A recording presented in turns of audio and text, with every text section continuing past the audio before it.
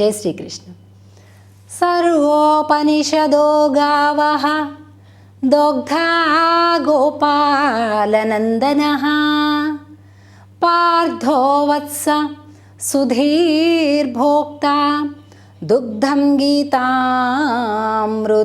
మహత్. ప్రియ భగవద్బంధువులారా, శ్రీమద్ భగవద్గీతలోని ప్రథమ అధ్యాయంలోని 2వ శ్లోకాన్ని మనం చూస్తున్నాం.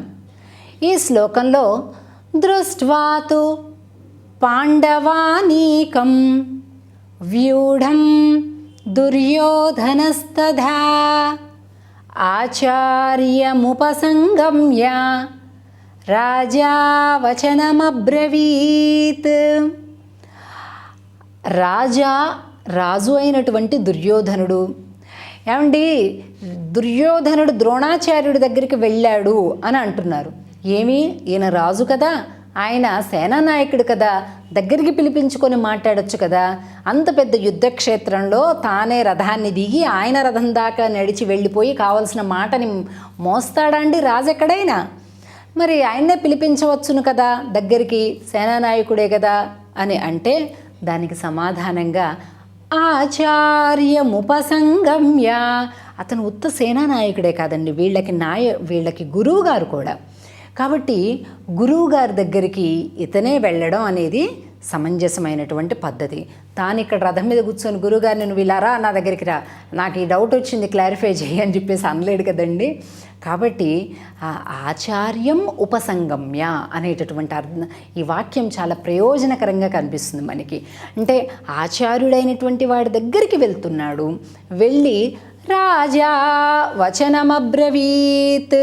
అంటే ఇక్కడ చూడండి అతని యొక్క స్వభావం. అంటే ద్రోణాచార్యుడు వయోవృద్ధుడు, అలాగే జ్ఞానవృద్ధుడు, పైగా గురుస్థానంలో ఉన్నటువంటి వాడు కాబట్టి విధేయత చూపించటం ఇతని యొక్క ధర్మం. అలాగే ఏ విధంగా ఇంకొకటండి, ఇతని లోపల కపటం ఉంది చూసారా, ఆ లోపల కపటమైనటువంటి ఆలోచన ఒకటేం చేస్తున్నాడు, మొత్తం వినయమేం కాదండి, దుర్యోధనుడికేం అంత వినయ సంపన్నుడేం కాదు. కానీ ఎందుకని అలా వెళ్ళాడు అంటే,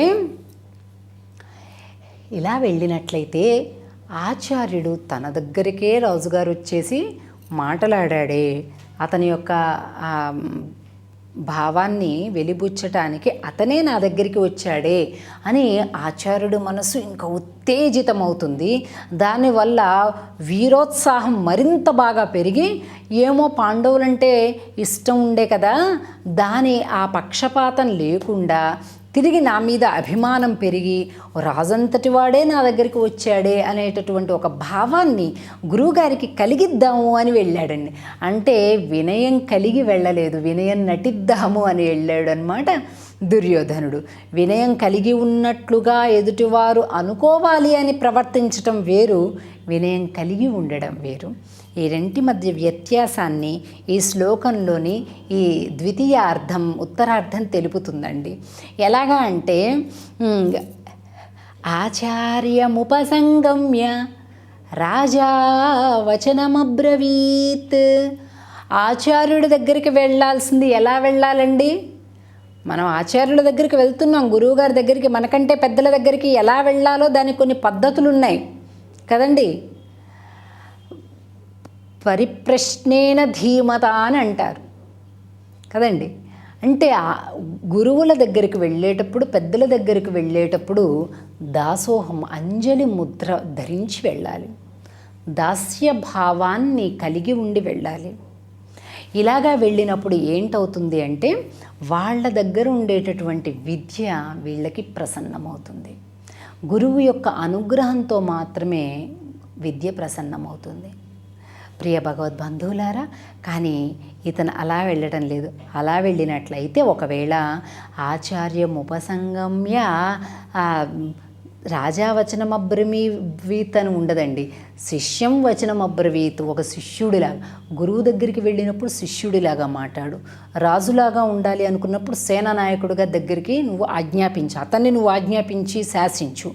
అంతేగాని ఆచార్యుడి మనసులో నాకు వినయం ఉందని అనుకోవాలి అని అనుకుంటూ తిరిగి ఇతని యొక్క అహంకారాన్ని వదులుకోలేక అహంకారంతో మాట్లాడుతూ రాజా వచనమబ్రవీత్, రాజులాగా పలికాడండి. తప్పది. ఆచార్యుడి దగ్గరికి వెళ్ళినప్పుడు శిష్యులాగానే పలకాలి. రాజులాగా సింహాసనం మీద కూర్చున్నప్పుడు రాజులాగా శాసించు. నువ్వు నీ రథం దిగేసి అతని దగ్గరికి వెళ్ళి నడుచుకుంటూ వెళ్ళి అతనికి ఏదో మాట చెప్పేటప్పుడు మళ్ళీ అక్కడికి వెళ్ళి రాజులాగా మాట్లాడితే అర్థం లేదు.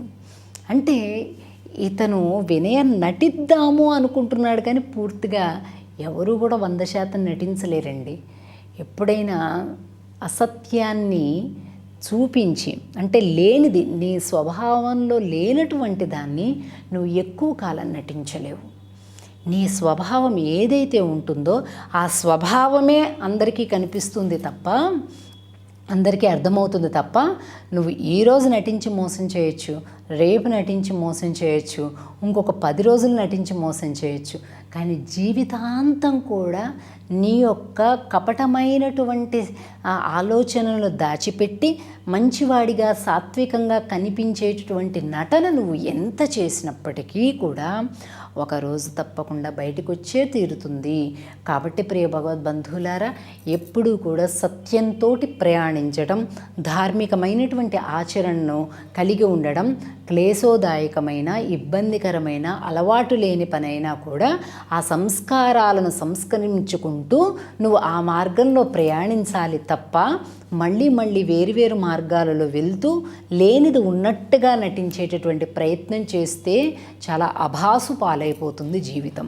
ప్రియ భగవద్బంధువులారా, అటువంటి ఒక దివ్యమైనటువంటి కార్యాచరణని ప్రణాళికని కూడా సిద్ధం చేసి ఉన్నటువంటి ఆ కురుక్షేత్ర రణరంగంలో వ్యూఢం దుర్యోధనస్తదా, ఏదో ఒక విధంగా ద్రోణాచార్యుడిని మంచిగా చేసుకొని అతని యొక్క స్వార్థ ప్రలోభాల యొక్క సంపాదన ఆర్జన కోసం గురువుగారిని అడ్డం పెట్టుకొని గురువుగారికి భావోద్రేకం కలిగించి పాండవులపైన కోపాన్ని కలిగించి తనపైన మంచివాడబ్బా పాపం దుర్యోధనుడు, ఇప్పుడు మనం బాగా నిలబడాలి ఇతనికి అని అతనికి అనిపించే విధంగా ఇతను చేస్తున్నాడు అని ఇతను అనుకుంటున్నాడు.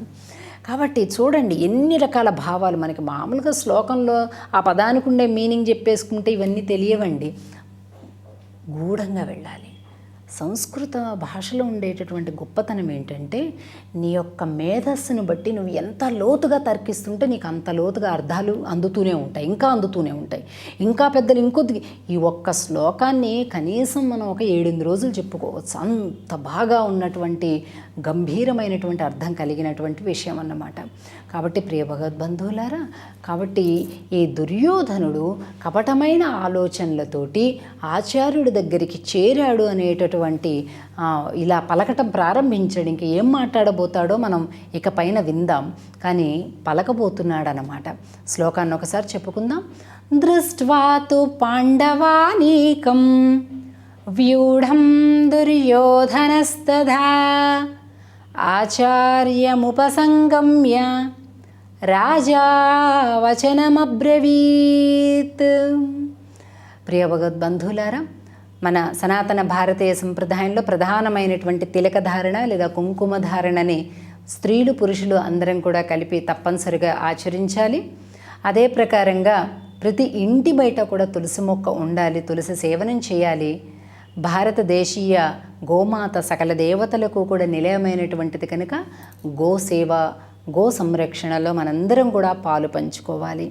ఇటువంటి ఒక దివ్యమైనటువంటి ఆచరణ ఎప్పుడైతే మనం చేస్తామో అప్పుడే సనాతన భారతీయ ధర్మానికి చెందినటువంటి వాళ్ళమవుతాం మనం. జై శ్రీకృష్ణ.